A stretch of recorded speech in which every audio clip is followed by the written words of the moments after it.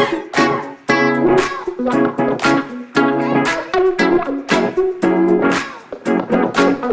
Everyone, मैं हूं अमीशा और स्वागत है आप सभी का फिर से अपनी साइंस सिना में। सो गाइज, आज के इस वीडियो में हम पढ़ने जा रहे हैं रेस्पिरेशन इन ह्यूमन बींग्स, यानी कि हम पूरा देखने वाले हैं कि हमारा ह्यूमन रेस्पिरेटरी सिस्टम कैसे काम करता है। ठीक है, तो पिछले वीडियो में मैंने आपको बताया था कि रेस्पिरेशन, हम अक्सर समझते हैं कि रेस्पिरेशन सांस लेना और बाहर छोड़ना, सिर्फ ये रेस्पिरेशन है, लेकिन ये रेस्पिरेशन नहीं है। रेस्पिरेशन इससे कहीं ज्यादा बड़ा है। रेस्पिरेशन ये ब्रीदिंग होता है, सांस अंदर लेना और बाहर छोड़ना, ये सिर्फ ब्रीदिंग है।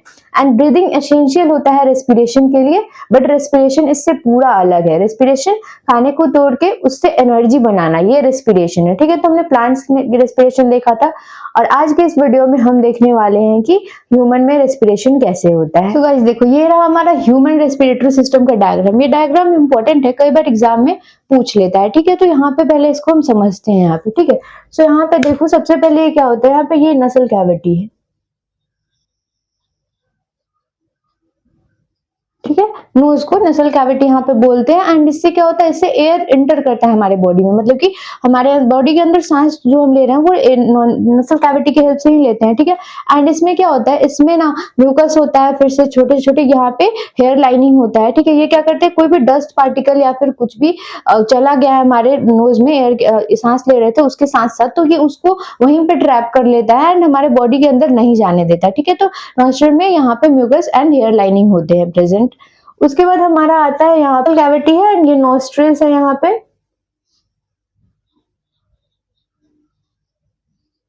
इनका काम बेसिकली क्या होता है, इससे हम सांस लेते हैं अंदर एंड इसमें हेयर लाइनिंग होती है और म्यूकस की भी लाइनिंग होती है, जो कि कोई भी अगर डस्ट वगैरह चला गया है हमारे बॉडी के अंदर नोज से, तो यहाँ पे उसको ये यहीं पे रोक लेती है। ठीक है, तो यहाँ पे हम लिख सकते हैं कि यहाँ क्या होता है, एयर एंटर्स द, हमारे अंदर क्या गई, हवा गई। ठीक है, सांस लिया जो हमने। उसके बाद हमारा आता है यहाँ पे, ये है हमारा फेरिंक्स। ठीक है, ये जो यहाँ पे थोड़ा सा गड्ढा टाइप का है, ये फेरिंक्स है। ठीक है, ये उठा वाला नहीं, ठीक है, यहाँ पे ये वाला जो यहाँ पे थोड़ा सा टिल्टेड है ऐसे। ठीक है, ये फेरिंक्स है। ये फेरिंक्स क्या है, कॉमन पैसेज है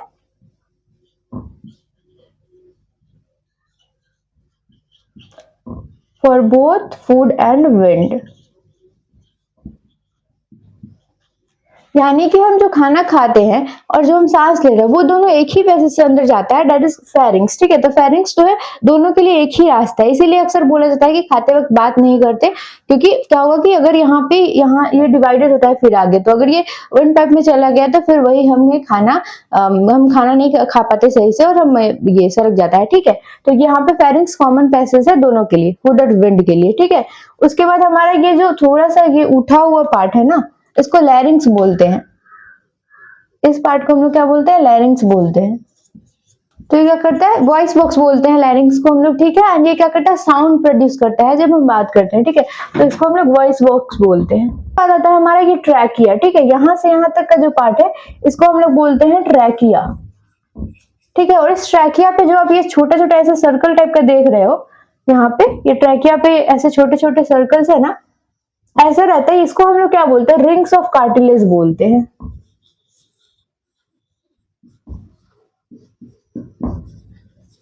ठीक है, तो ये ट्रैकिया को यहाँ पे क्या है, ये रिंग्स ऑफ कार्टिलेज है और इसको ऐसा इसलिए बनाया होता है, ये पूरा मतलब कि कंटिन्यूअस नहीं होता है। ठीक है, ये मतलब छोटे छोटे ये से सर्कल टाइप में होता है। ठीक है, कार्टिलेज का।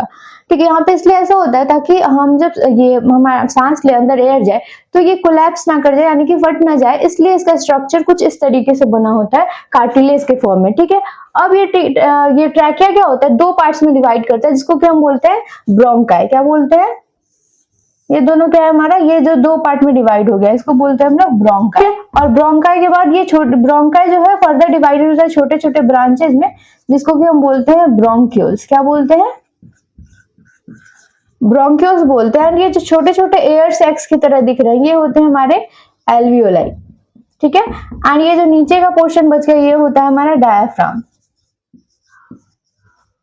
ब्रोंकाई क्या है, ये जो ट्रैकिया हमारा हालत है ये दो पार्ट्स में डिवाइड होके हमारे फूड विंड पाइप को क्या करता है, लंग्स से कनेक्ट करता है, मतलब लंग्स से जोड़ने का काम करता है ट्रैकिया, डिवाइड होके ब्रोंकाई में, ब्रोंकाई लंग्स से जोड़ता है हमारे विंड पाइप को। ठीक है, तो यहाँ पे ये दोनों ब्रोंकाई थे। ठीक है, अब ये ब्रोंकाई आगे जाके क्या होता है, बहुत छोटे छोटे से पार्ट्स में डिवाइड हो जाते हैं, ब्रांचेज में। जैसे एक पेड़ होता है तो उसके क्या होता है, डालियां होती है ना बहुत सारी पतली पतली, फिर उसमें लीव्स आते हैं, तो कुछ इसी तरीके से हमारा ब्रोंकाई फिर से आगे ब्रांचेज में बढ़ जाता है, उसको हम लोग बोलते हैं यहाँ पे ब्रोंक्यूल्स। ठीक है, यहाँ हम लिख सकते हैं ब्रोंक्यूल्स क्या है, हमारे small branches in bronchi. Bronchi में जो छोटे छोटे ब्रांचेस है वो हमारा ब्रोंक्यूल्स है।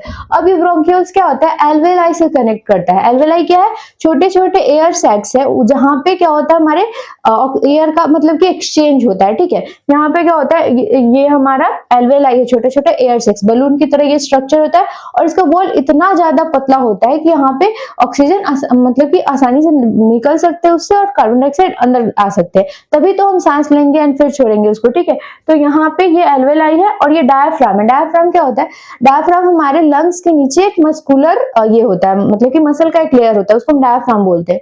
तो अगर जब हम सांस अंदर लेते हैं ना तो डायफ्राम नीचे की तरह से एक्सपैंड करता है। ठीक है, एंड जब हम वो फिर सांस छोड़ देते हैं तो फिर से कॉन्ट्रैक्ट करता है, एंड ये कंटिन्यूअसली चलते रहता है। ठीक है, तो लंग्स जब हम सांस ले रहे हैं तो लंग्स के नीचे मसल का एक लेयर है जिसको कि हम डायफ्राम बोल रहे हैं, सांस लेते हैं तो वो नीचे जाता है, एंड जब हम लोग सांस छोड़ते हैं तो फिर से वो अपनी जगह पे वापस आ जाता है। ठीक है, तो ये रहा हमारा ह्यूमन रेस्पिरेटरी सिस्टम का डायग्राम। अब इसका कंसेप्ट को हम वन बाय वन समझते हैं, उससे पहले आप इसका स्क्रीनशॉट ले लो।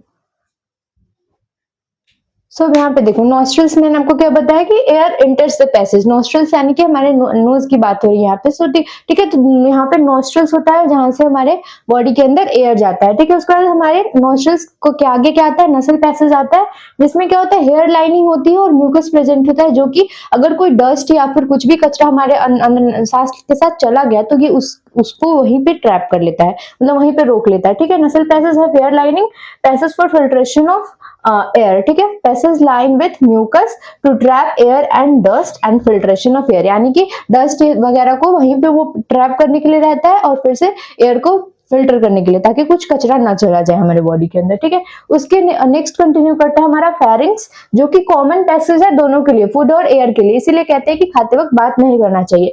उसके बाद आता है हमारा लैरिंग्स, जो हल्का सा ऐसे उठा वाला पार्ट है ना गले पे, उसको लैरिंग्स बोलते हैं। ठीक है, वो वॉइस बॉक्स होता है और वो साउंड प्रोड्यूस करता है क्योंकि उसमें वोकल कोड प्रेजेंट है। ठीक है, लैरिंग्स voice box produces sound contain vocal codes. अब क्या होता है, ये अलाउ करता है एयर को ट्रैकिया में पास करने के लिए, मतलब लैरिंग्स अलाउ करता है कि एयर जो आ रहा था अभी नॉस्ट्रल में, फिर नसल पैसेज में, एंड देन उसके बाद हमारा फेरिंग्स, फिर लैरिंग्स, एंड उसके बाद ट्रैकिया में जा रहा है। और ये सीक्वेंस भी हमें याद रखना होता है कि कैसे एयर हमारे बॉडी में पास करता है, तो ये भी बताना पड़ता है हमें। तो सबसे पहले वो गया कहाँ पे, हमारा नॉस्ट्रल्स, फिर नसल पैसेज, देन फेरिंग्स, तब लैरिंग्स, फिर ट्रैकिया में अब जा रहा है हमारा। ट्रैकिया क्या है, यहाँ पे विंड पाइप है, और इसमें ना रिंग्स ऑफ कार्टिलेज होता है, मैंने बताया वो क्यों होता है, ताकि जब एयर एंटर करे ना हमारे ट्रैकिया में तो वो एयर के प्रेशर से कोलैप्स ना कर जाए, यानी कि फट ना जाए, इसलिए उसका स्ट्रक्चर कुछ रिंग्स की तरह होता है, रिंग्स के फॉर्म में, कार्टिलेज के रिंग्स के फॉर्म में होता है। ठीक है, तो ये रिंग्स ऑफ कार्टिलेज क्या करता है, prevents wind pipe from collapsing, wind pipe को वो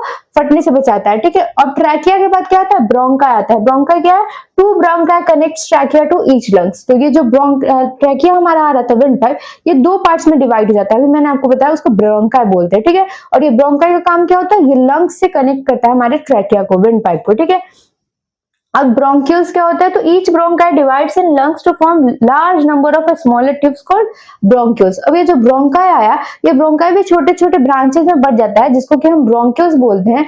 एंड ये ब्रोंक्यूल्स किससे कनेक्ट करता है, हमारे एल्वेलाई से कनेक्ट करता है। Small air passage that lead directly to alveoli. ठीक है, तो अब इसका स्क्रीनशॉट लो, फिर हम आगे बढ़ते हैं।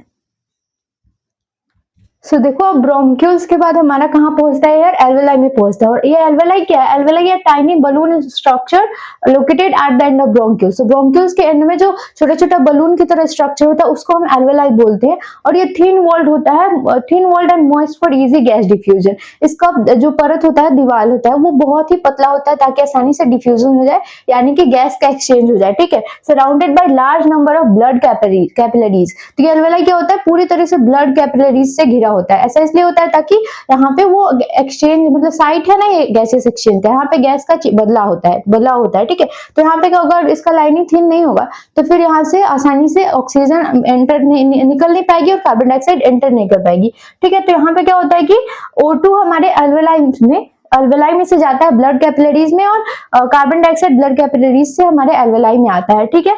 And each lungs contain millions of alveoli providing a large surface area for efficient diffusion. तो बहुत सारे मिलियंस ऑफ एल्वेलाई होते हैं हमारे हर लंग्स में प्रेजेंट, ताकि आसानी से यहाँ पे गैस का एक्सचेंज हो जाए, डिफ्यूजन हो सके, ठीक है। तो ये रहा हमारा एल्वेलाई। एंड ये सारे टॉपिक्स बहुत ही ज्यादा इंपॉर्टेंट है, एग्जाम में से डायरेक्टली क्वेश्चन आते हैं। एंड अब बच गया एक डायफ्राम। तो डायफ्राम क्या होता है, मस्कुलर डोम शेप का स्ट्रक्चर होता है कुछ इस तरीके से, ठीक है। तो जब हम सांस लेते हैं तो ये स्ट्रेट हो जाता है, ठीक है। ये क्या करता है, कॉन्ट्रैक्ट करता है एंड ये नीचे चला जाएगा, ठीक है। एंड जब आप एक्सहेल करते हो मतलब कि सांस छोड़ते हो तो ये फिर से अपने वापस डोम शेप में आ जाता है, ठीक है। जब आप सांस लोगे तो वो ऐसे हो जाएगा, फिर वो सांस छोड़ेगा तो कुछ इस तरीके से हो जाता है, ठीक है। तो ये हमारा था डायफ्राम। तो आपको आई होप कि आपको समझ में आएगा कि ह्यूमन रेस्पिरेटरी सिस्टम क्या होता है। सो मिलते हैं नेक्स्ट वीडियो में किसी और टॉपिक के साथ, तब तक के लिए stay connected and keep learning. Thank you so much for watching.